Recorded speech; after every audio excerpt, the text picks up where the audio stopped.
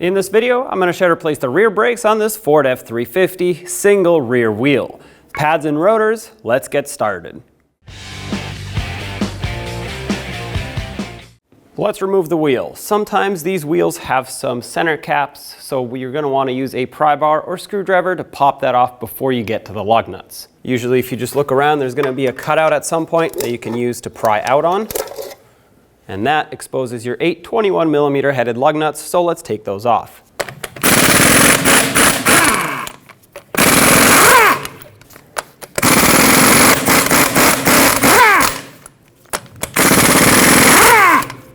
With those off, remove the wheel and set it aside.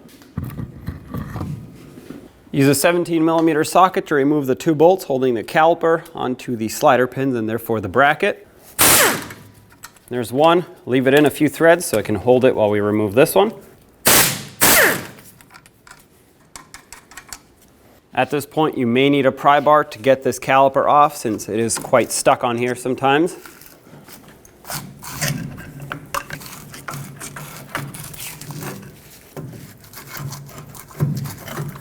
Now with it removed, I'm not going to let it hang by the brake hose. I'm going to get something to tie it up on the leaf spring with so it doesn't put pressure on that brake hose. Let's remove these pads. These are also sometimes very stuck, so you may also need a pry bar for these. Just slide them out of their bracket. Before moving too much further, I'd like to compress the pistons on the caliper to make sure that they go back and that I can actually reuse this caliper. So take the cap off of the bleeder screw, set it aside, and using a 3/8 wrench or socket, break this bleeder screw free, and of course have a collection bucket underneath because at this point fluid will start dripping.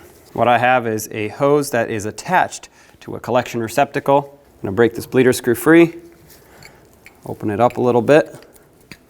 Fluid is starting to go through, which is perfect. At this point, if we flip the caliper over, we'll see the pistons. I'm going to use one of the old brake pads just as a spacer, and so I can evenly push on both of these pistons and compress them inward. I have my tool set up. I'm going to squish these in. The bleeder screw being open is going to allow fluid to go through it as opposed to back into the system. All right, once you've pressed it all through, remove your tool and your spacer brake pad. Let this drip for about 10 seconds or so, just in case any air got into the caliper. After that, I'm going to close it off. Just snug it. If you had a hose collecting the fluid, remove it. Wipe off any brake fluid that may have dripped and cap this off. Using a 21mm socket, remove these 2 bolts holding the caliper bracket onto the rear axle. You may have some clearance issues here with a power tool. If you do, just like me, I'm going to use a breaker bar, break them free, and then remove them the rest of the way.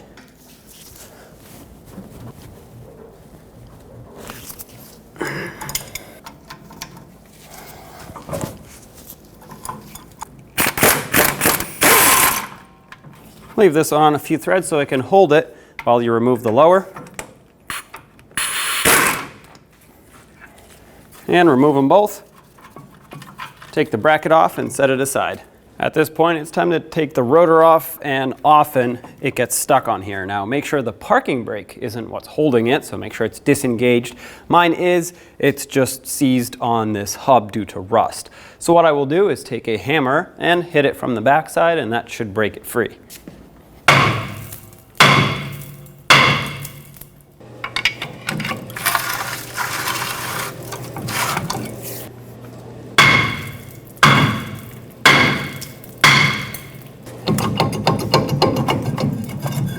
There it is. Spray down the parking brake with some brake parts cleaner to get rid of all the dust as well as the wheel hub.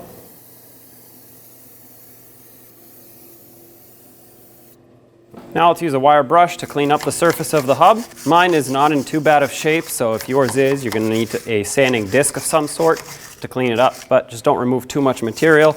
You want it nice and flat and clean so the rotor can mount properly.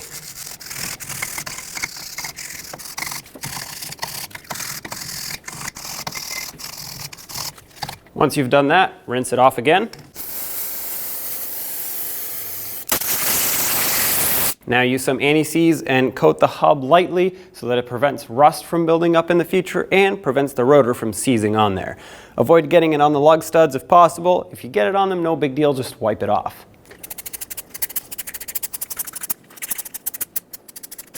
Take the new rotor and slide it on backwards first.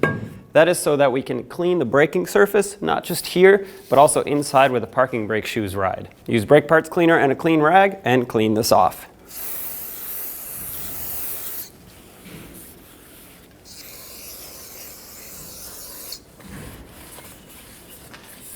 Now take it off, flip it over, and install it the right way. And clean the outer braking surface as well.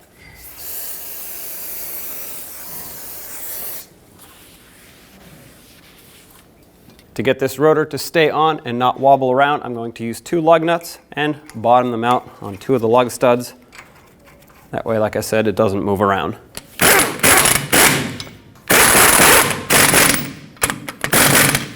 On our workbench with the caliper bracket, we have to clean things up. First, let's remove any anti-rattle clips that remain attached to the bracket. And then we will have to use a wire brush or a sanding disc if this is bad enough, but typically a wire brush does the trick, to clean off the area where the anti-rattle clips sit.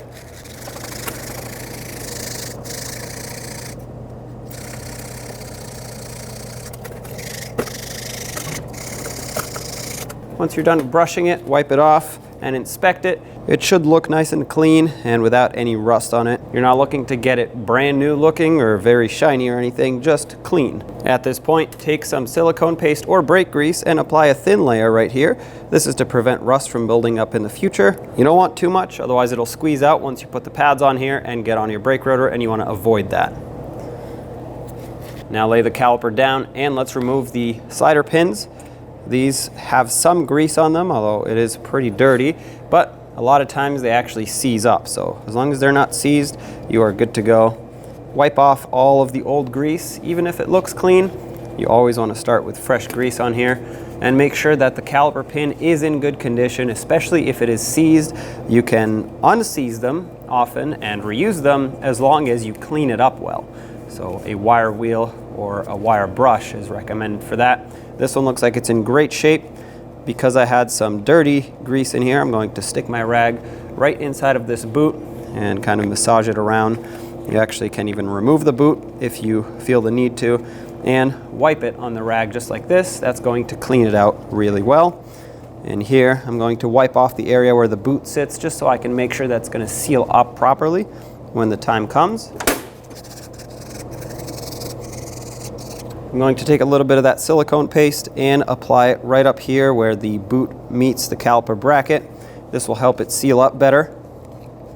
Take more of that silicone paste and put it inside of the boot and work it around. Get it inside the folds of the boot, and that's going to act as a reserve of grease to allow the caliper pin to slide around easily until the next brake job. And of course, lubricate the slider pin itself, but not too much. If you put too much, it'll just get wiped off when you slide it through. It is quite a tight fit through that boot.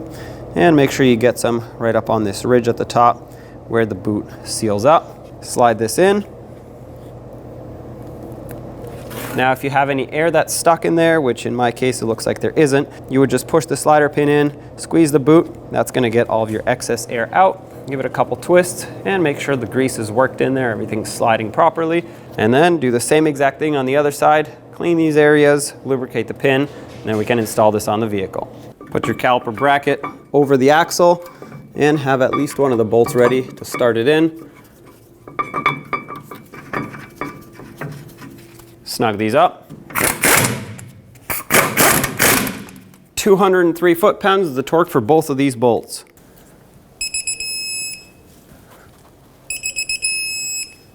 When it comes to the pads and the anti-rattle clips, you'll see that they have one longer arm and one shorter arm. Well, the longer arm will actually be on the top side of the pad, so we're looking at it as if it was sitting flat like this, and the shorter arm towards the bottom or towards the center of the hub, not towards the outside. And you want the arm facing in towards the pad material, so this is what you want it to look like. Longer arm towards the outside or the top, and shorter arm towards the inside, just like that.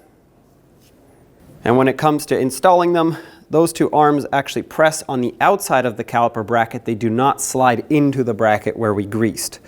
They will want to push out once you install them, just like this. That's normal. That's what those little spring arms are there for, is to remove the pads from the rotor when you are not actively braking. Put the outer pad on as well. There we go. They will stay in here, but they will want to spread out. Now take your brake caliper, slide it over the pads and the slider pins. Have your 2 bolts ready to start them on so you can secure the caliper. And with these on, let's snug them up. We'll torque these to 26 foot-pounds. Let's get the wheel back on. Start on all 8 lug nuts. We'll bottom them out in a cross pattern, and also in a cross pattern, torque them to 165 foot-pounds.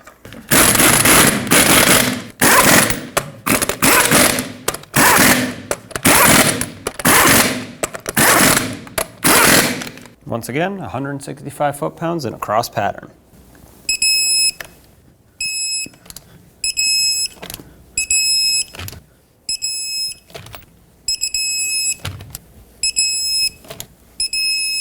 Double check them if you want. And then of course, if your vehicle had these lug nut covers, go ahead and put these back on. Line them up. Tap them on, and there you have it. Don't forget to top off the master cylinder, pump up the brake pedal, and take it for a road test. When only the best will do, demand TRQ. The only company that lets you view before you do. TRQ is committed to offering the highest quality aftermarket auto parts that are engineered for peace of mind. Thanks for using and viewing with TRQ.